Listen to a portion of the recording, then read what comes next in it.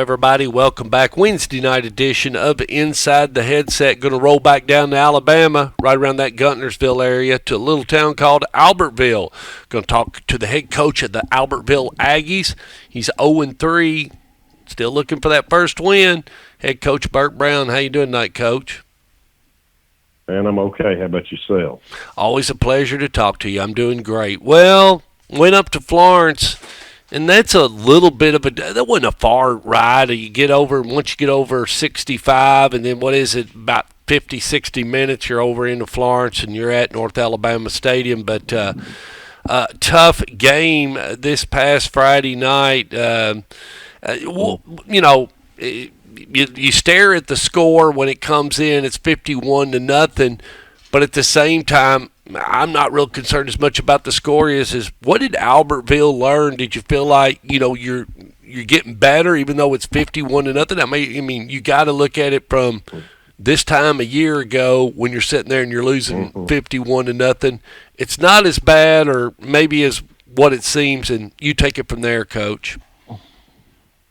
Well, it was a 2.5-hour bus ride. Oh God! It's not close. Then how do you go? No, you can't get there from here. Is what you're telling me? Well, yeah. I mean, we take a charter bus to all our away games. We're fortunate enough to have a program where we've got plenty of money and aren't in need of anything really. And we got an indoor facility. Our problem is we're playing 7A football with 8 seniors and 4 of which don't even play. Right. So, we have a leadership issue, and anytime you're in a big high school and you only have 8 seniors, and like I say, this is my second year.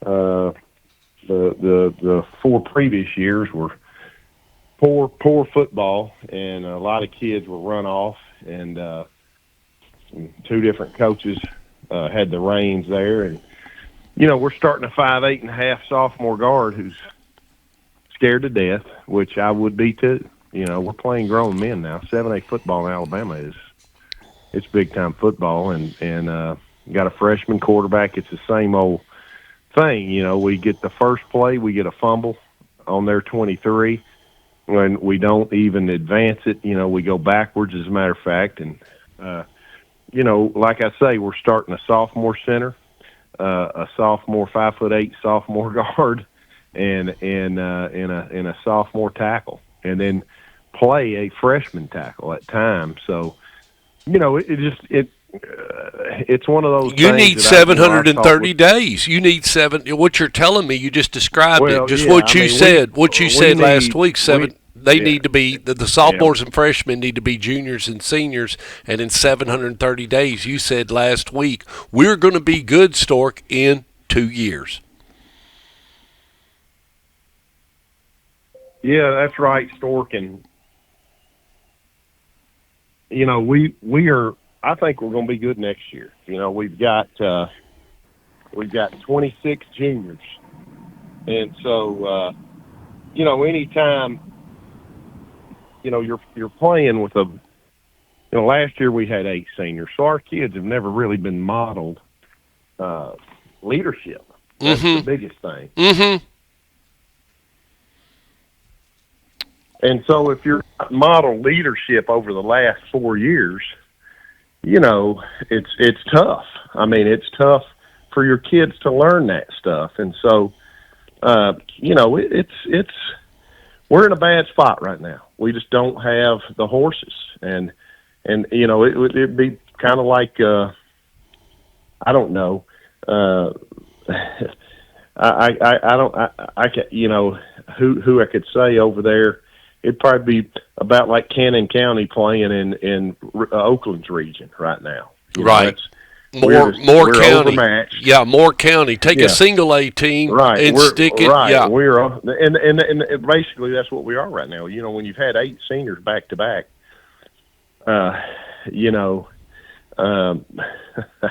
it is a struggle, and our kids are playing hard. I told them at halftime, they threw a touchdown pass with no time on the clock, and I know their coach. I've known him for years, and he didn't try to do that. They put their young bunch in the second half, and in all honesty, they were throwing a little hitch so that he could throw a pass and the kid could catch one and get tackled on the 45 and the game be over.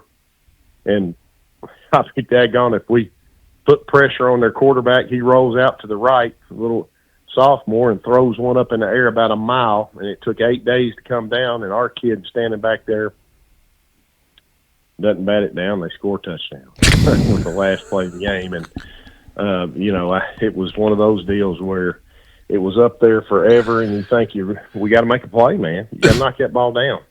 And we didn't. But they had a punt return for a touchdown. They had a interception for a touchdown and a fumble recovery for a touchdown.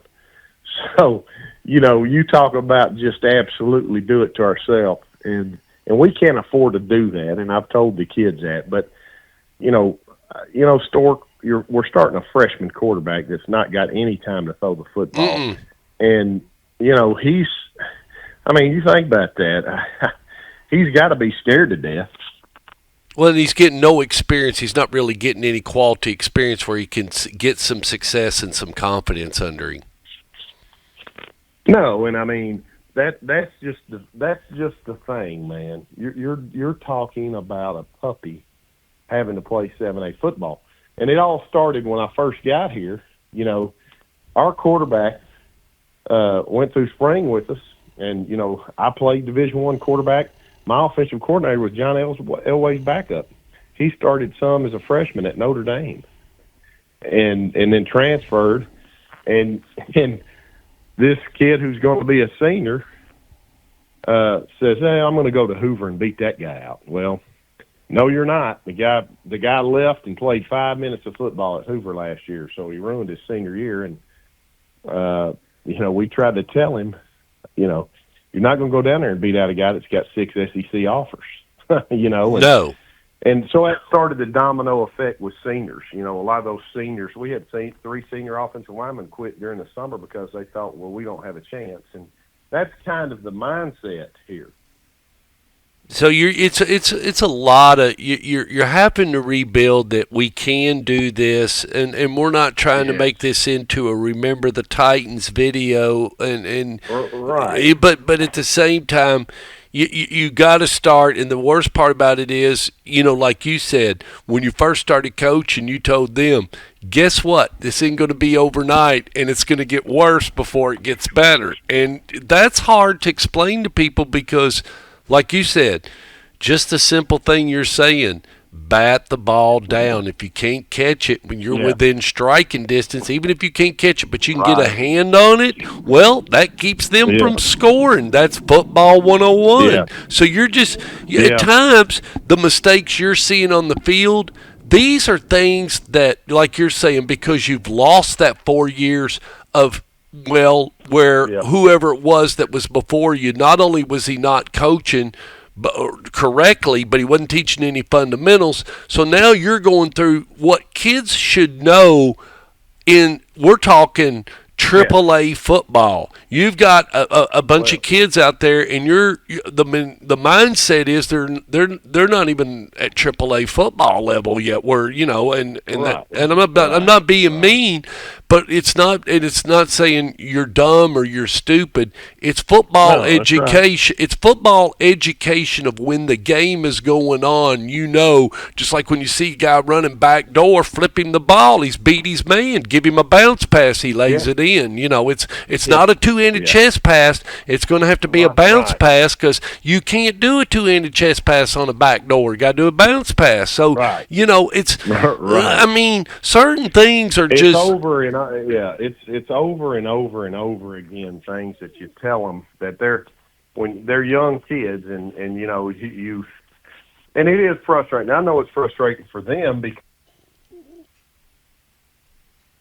because I know it's frustrating for them because they're the ones getting beat. And I told them at halftime, I love their effort. And I said, there's 2 things you can do. You can lay down and quit, or you can go on and get out there and battle. And we did. And, it's a lot like life. I mean, that's what I told them. And sometimes going through tough times in football teaches you a lot about life. Sometimes winning every game doesn't teach you a lot. Oh, yeah. I think our kids are learning to overcome and to fight on, and they are. but we're outmatched right now, and that's just the bottom line. I mean, and if you saw us warming up, saw the other team warming up, you know what I'm saying. But when you have 8 seniors in 7A football, and you're playing schools with 2,200 kids in it, it's just kind of a different deal. And so, but I'm excited about next year. I'm excited about the rest of the year because I think we've had a good week of practice. We're playing a football team that's got a lot of athletes now. They're 0-3. Yeah, that's what I was getting ready to say. Do they got some speed over there? Is Sparkman load everywhere? Okay, everywhere. So, you're dealing with the team that's played Tuscaloosa Hillcrest, who is very, very good. Spain Park, who is very, very good, and got beaten double overtime by Austin, who I think have a good shot to win our region. So, you're dealing with some pretty dang good teams. So, well, in Spain Park is they're 3-0, and they play Helena Friday night. I just talked to Coach Busby, and he says he thinks that he thinks Spain Park, if they stay together, they got a good chance of making a run. Well, I think so, and Hillcrest, Tuscaloosa Hillcrest is better than them. Tuscaloosa Hillcrest is loaded. They got 2 big old Division I defensive linemen. I'm talking about big, real good defensive linemen. Wow. So everything else going okay, Coach? Well, yeah. I mean, it's not bad. We're moving along. We're trying to teach kids how to cope with losing. That's a tough thing now. I mean, that's a tough thing to have to do every Friday night, and I think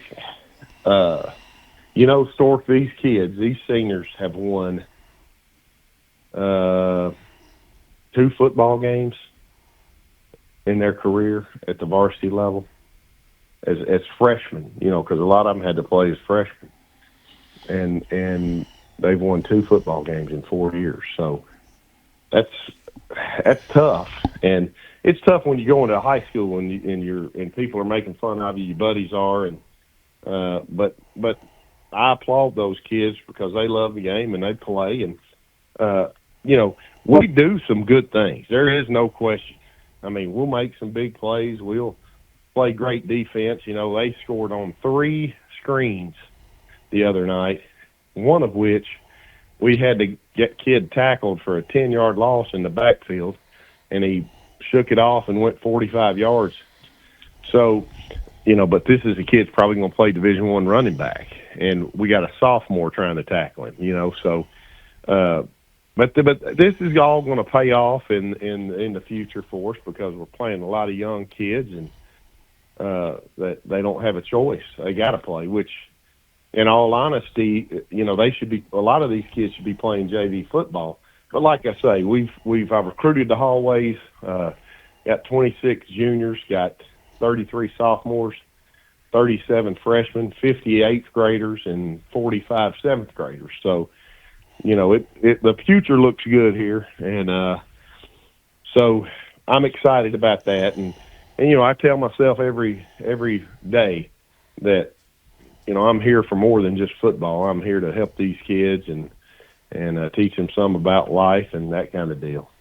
Well, sales in general, and I mean this. I mean, if they think sales is easy, at times, I think over the Labor Day holiday, I sent out to my customer database, the people I'm trying to call on to build new towers with, that's out there, RF, all the real estate people that do what we do. When I speak to the carriers of Dish, T-Mobile, AT&T, and Verizon, I'm sending out 500 emails. Well, there's a lot of times you don't get not a daggone thing, or you hunt and hunt and hunt until that one phone call comes in. When it does, it's like you said, that's the football laying on the ground, and you've only got one shot, and you may grab it. It may be a site that they say, hey, guess what? It's a relocation in a real tough spot. You still want it? 4 other companies have tried it. They couldn't do it. Do you still want it? Are you still hungry? What they throw you may not be, it's not always going to be a ribeye or, so to speak. So your opportunities in order to play, but this is the big thing, and it is, it is, but there's a lot of kids in those hallways that aren't on that field, but when they're deep down, they'd love to be, but at the end of the day, you'll see them in 12 years, and you'll find out where they are and where you are because you did put that uniform on, and you will. Sports. I don't care. High school sports, whether it's cross country, football, whatever, basketball, whatever. Activities, band, drama, whatever. Any of it, all of it, anything that's competitive, all of those extracurricular activities, they build character. And you talking about your bands, one of your all's best features. Well, that's a great thing. You've got something that you are good at. You can be good at other things. It's just, what you're telling them. They didn't just walk out there, open a case, and start playing a horn or flipping a flag. It took a lot of practice to do what they do. Many hours. You're exactly right. So, anyway, well, Coach, best of luck Friday night against Sparkman. It looks like it's going to be rainy, so you'll be one-dimensional as you've been all season. So you don't have to worry about telling the quarterback to run the ball. It may be quarterback left and quarterback right all night. But good luck against Sparkman, and just try to stay healthy, and we'll talk to you again real soon. Thank you, buddy. You have a good one. See you, bye.